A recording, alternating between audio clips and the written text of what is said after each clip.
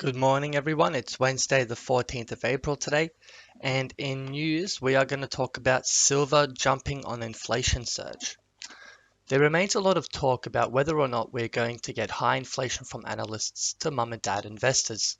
The reality is, however, that high inflation is already here. It's just being masked by official CPI figures that have a basket of goods selected and manipulated by governments, together with decade-long, near-stagnant wage growth.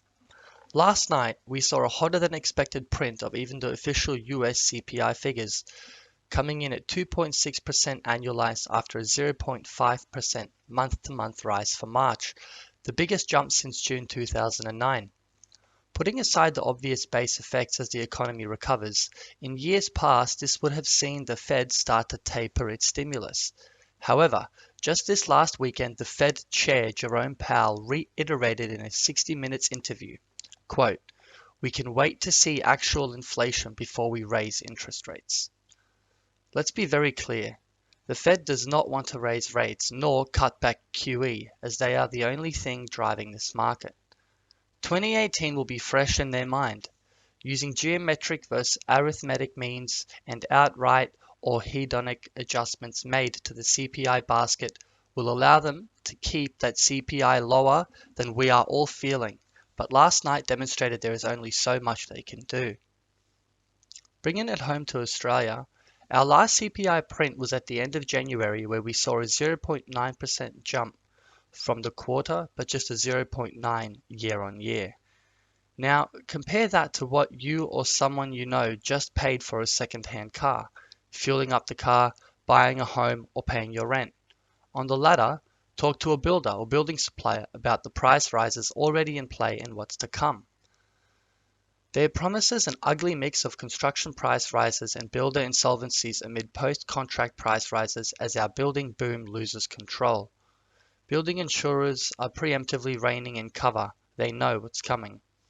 The reality is that the lowest interest rates in history mean people with means can borrow and buy like never before, and hence inflation is playing out in shares and assets rather than the usual basket of goods. Remember, this is all by design.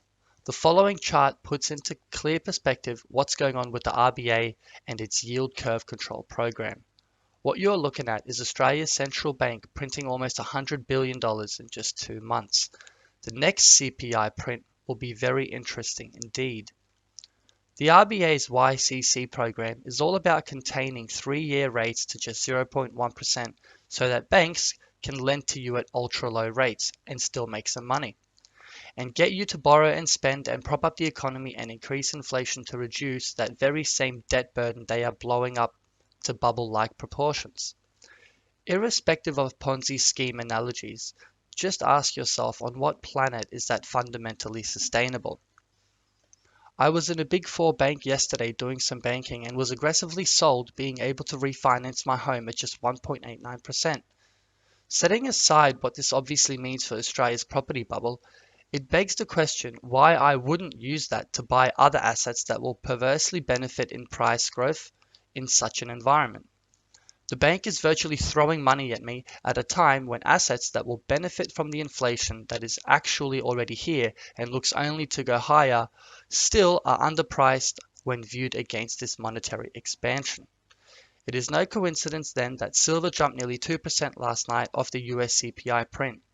It presents the perfect value proposition of commodity and tight supply benefiting from this reflation drive and monetary metal benefiting from rampant currency debasement, up to and including the inevitable reckoning that must come at the end of all of this.